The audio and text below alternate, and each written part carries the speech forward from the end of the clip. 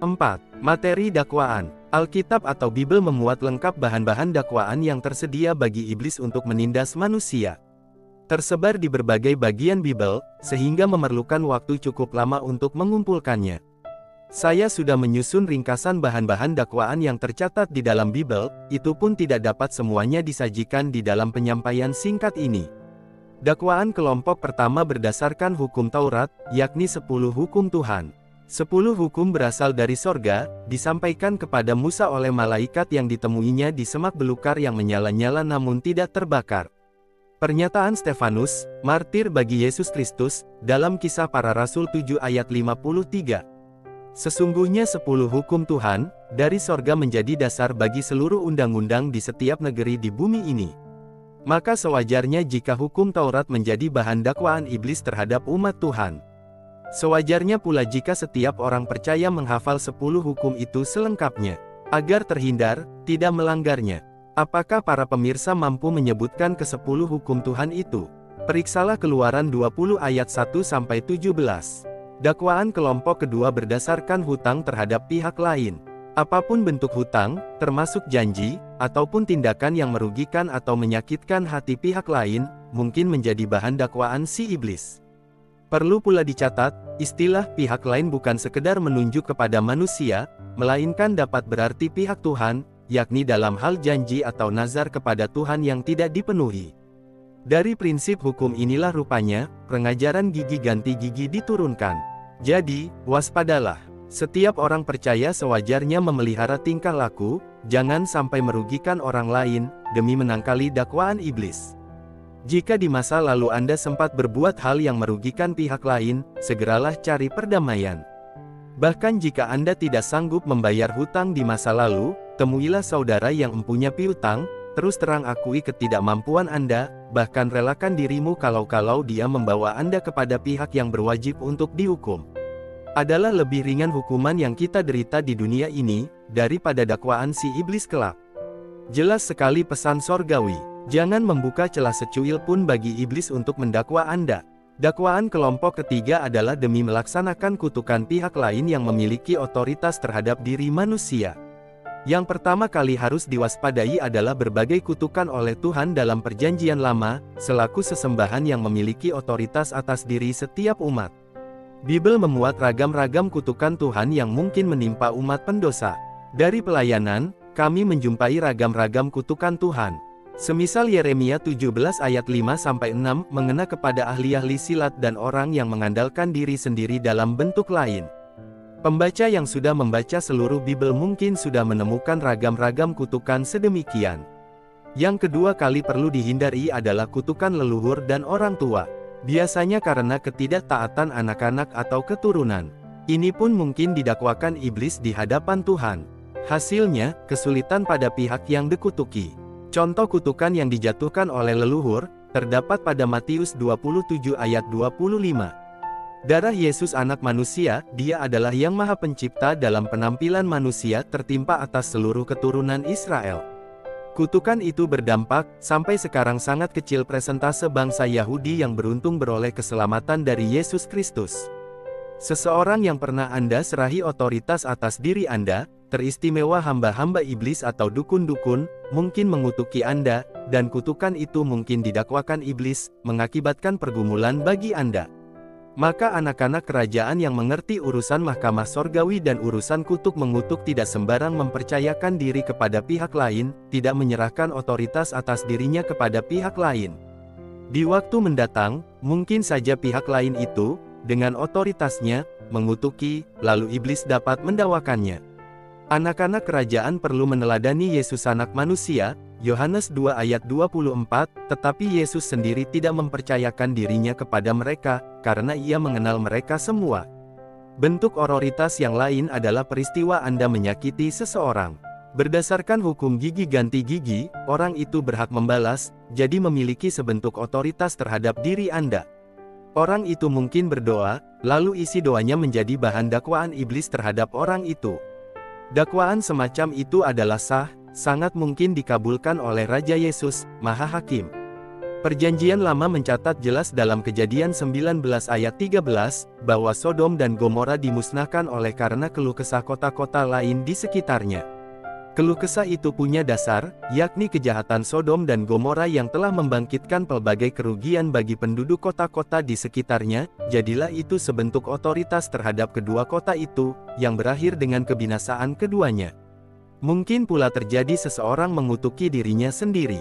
Bukankah Anda memiliki otoritas terhadap diri sendiri? Kutuk sedemikian juga sah untuk didakwakan iblis, berdasarkan Matius 12 ayat 37. Karena menurut ucapanmu engkau akan dibenarkan, dan menurut ucapanmu pula engkau akan dihukum. Menurut ucapan, saudaraku, bukan hanya menurut tindakan. Jadi bukan hanya tindakan yang dapat didakwakan oleh si pendakwa, ucapan seseorang pun menjadi bahan dakwaan iblis. Maka waspadalah, janganlah kutuki diri Anda. Dakwaan terhadap hamba-hamba Tuhan juga menjadi sarana bagi iblis untuk menyerang. Waspada pulalah, pembaca yang terkasih, semakin maju rohani Anda, semakin luas bahan dakwaan iblis. Lukas 12:48, pada bagian terakhir mencatat, setiap orang yang kepadanya banyak diberi, daripadanya akan banyak dituntut, dan kepada siapa yang banyak dipercayakan, daripadanya akan lebih banyak lagi dituntut. Maka bagi mereka yang tinggi tingkatan rohaninya, sikap kurang mengasihi orang lain pun dapat menjadi bahan dakwaan iblis, sebab bagi orang percaya, mengasihi sesama menjadi sesuatu yang wajar. Kegagalan melakukannya akan membuka celah bagi dakwaan iblis. Dituntut, atau didakwakan oleh iblis, jika segala milik kita, pengertian, keselamatan, berkat-berkat, tidak dimanfaatkan secara memuaskan bagi Raja Sorga. Iblis mungkin maju mendakwa Anda, berlaga sebagai pribadi yang membela kepentingan Raja Sorga. Iblis dapat mendakwa bahwa kita tidak memenuhi kewajiban warga terhadap kerajaan sorga. Pembaca yang terkasih, pembahasan tadi seharusnya menyadarkan setiap saudara agar cepat-cepat menyelesaikan perkara-perkara yang mungkin didakwakan oleh iblis, dengan cara memohon pengampunan dari Raja Sorga bagi setiap dosa yang dilakukan, juga meminta maaf bagi setiap kesalahan yang merugikan orang lain, sampai kepada membayar ganti rugi jika pihak lain itu menuntutnya. Ketekunan melakukan hal-hal ini membentuk suatu status baru bagi saudara, bebas dari dosa, bebas dari hutang, bebas dari urusan sakit hati orang lain, sehingga, dalam aspek hukum, berstatus seperti bayi. Demikianlah kelahiran rohani sedalam aspek hukum kerajaan sorga. Sungguh, warga kerajaan sorga dituntut agar berperilaku lebih dewasa daripada umat beragama pada umumnya. Perlu juga saya menunjukkan dakwaan iblis yang lebih gawat lagi, yakni dalam hal saudara melakukan pelanggaran firman Tuhan yang terancam hukuman mati. Kitab Imamat pasal 20, mencatat beberapa jenis pelanggaran yang termaksud. Misalnya, kegiatan homoseks, berarti lesbian juga, berzinah dengan istri orang lain, berhubungan seks dengan saudara dekat atau insest juga berkelamin dengan hewan, dan lain-lain, semuanya terancam hukuman mati.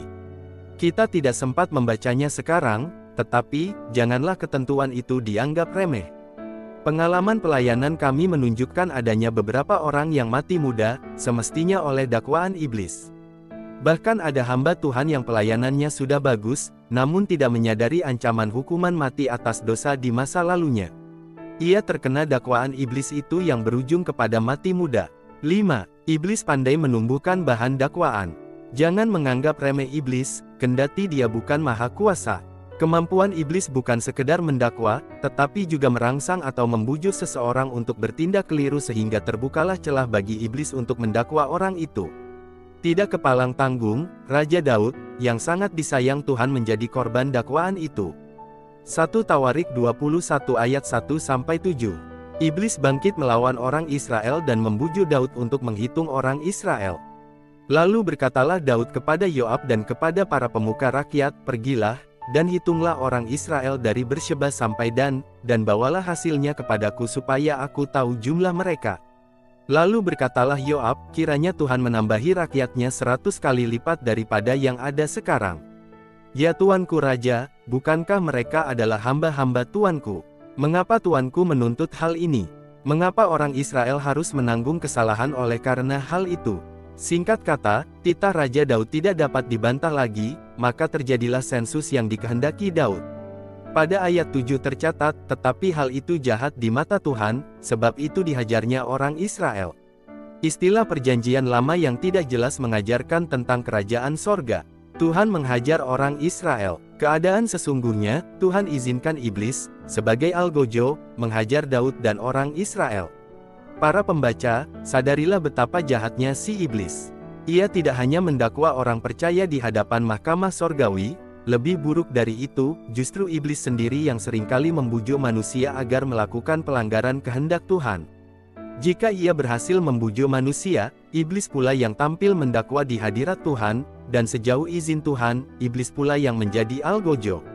Lihatlah, saudara, iblis melawan orang Israel dengan cara membujuk Daud agar melakukan sensus. Tentu iblis pula yang mendakwakan hal itu pada mahkamah sorgawi.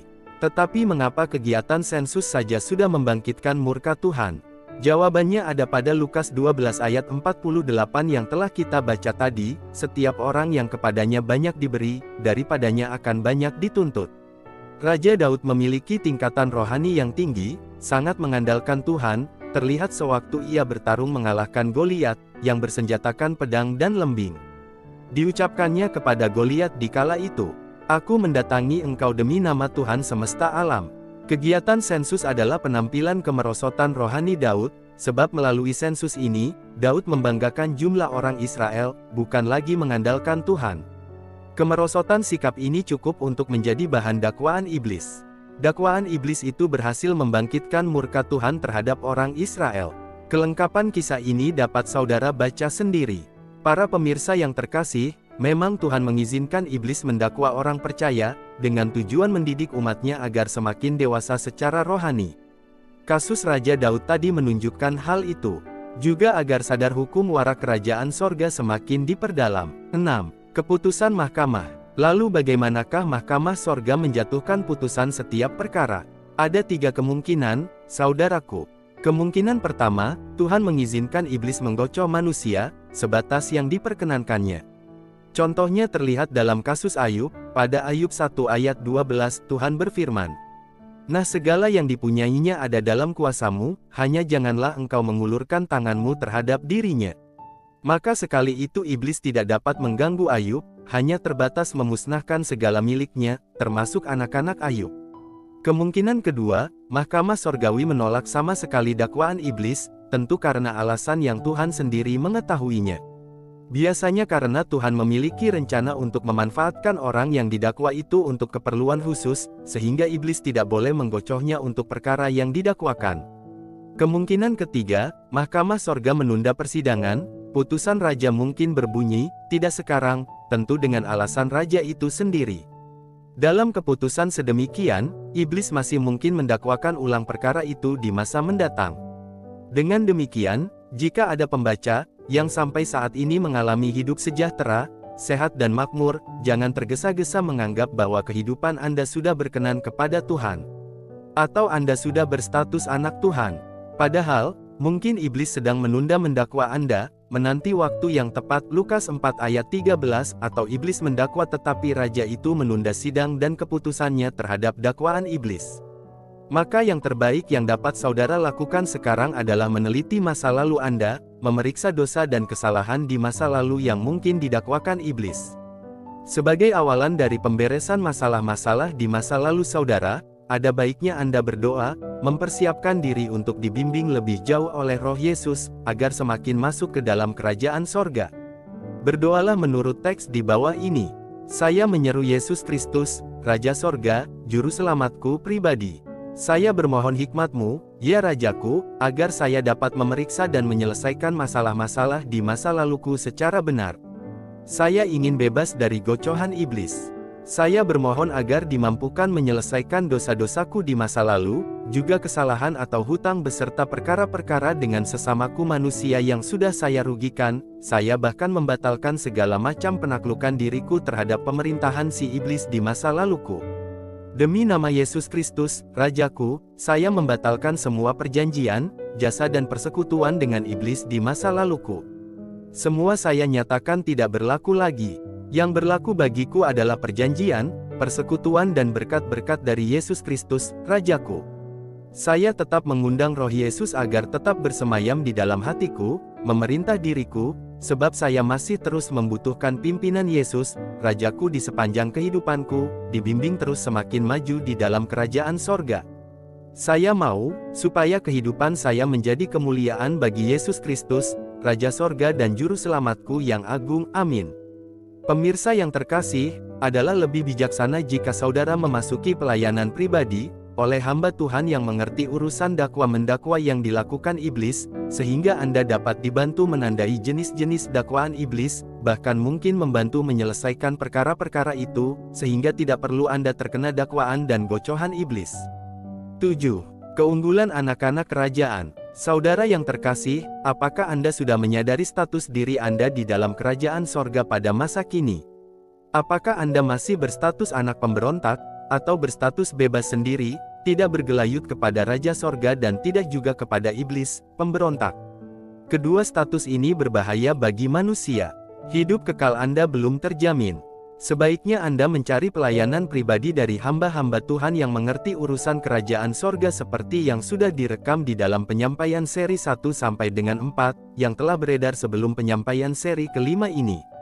Tetapi jika Anda sudah berstatus orang bertobat atau orang percaya, maka sadarilah, lalu bertindaklah sesuai dengan status Anda itu. Orang Kristen pada umumnya seharusnya mampu menyelesaikan dosa dan hutang di masa lalunya, seperti yang disinggung dalam teks doa yang terekam di atas. Namun anak kerajaan, harus menyadari bahwa martabatnya lebih tinggi dari orang Kristen kebanyakan.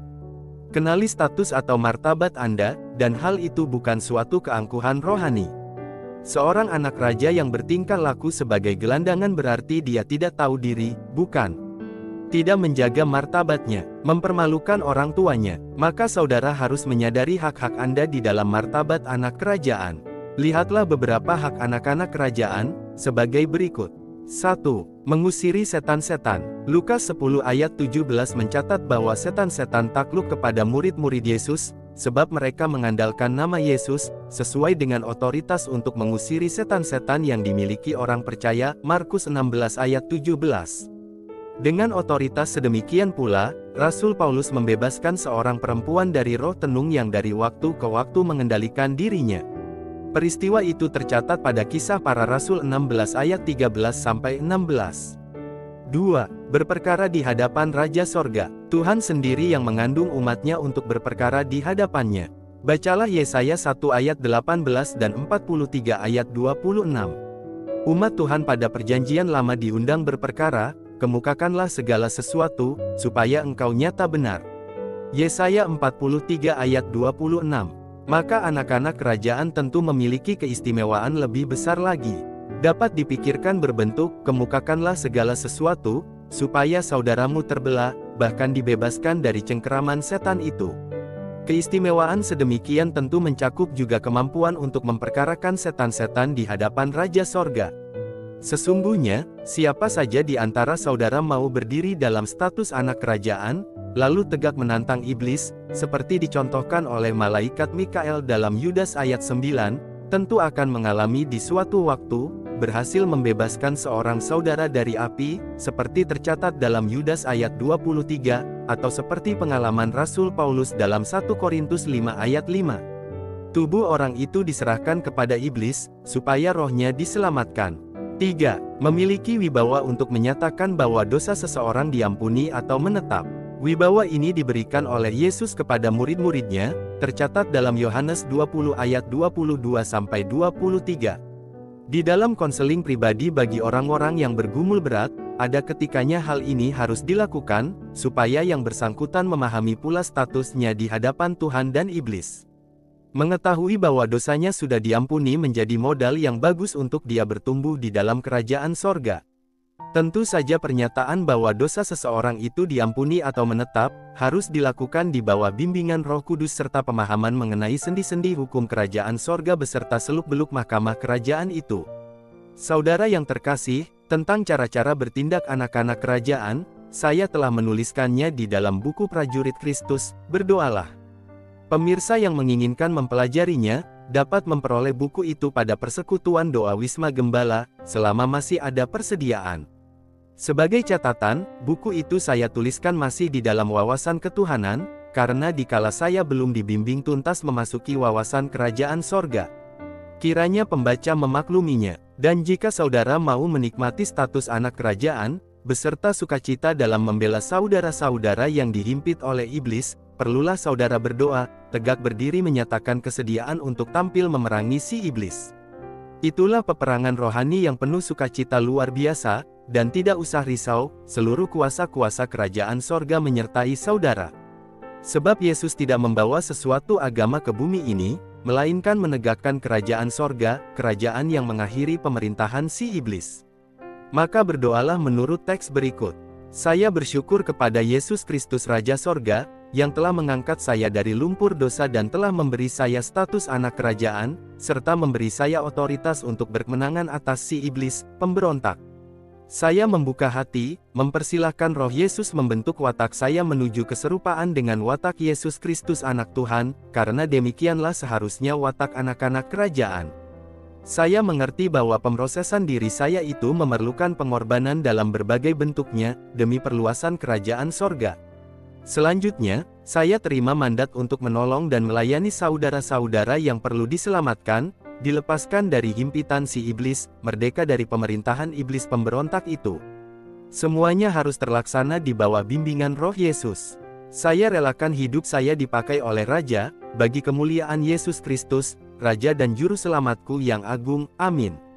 Pembaca yang terkasih, demikianlah seharusnya orang Kristen ditingkatkan martabatnya, dari sekedar umat Tuhan menjadi murid Yesus yang adalah anak Tuhan atau anak kerajaan sorga.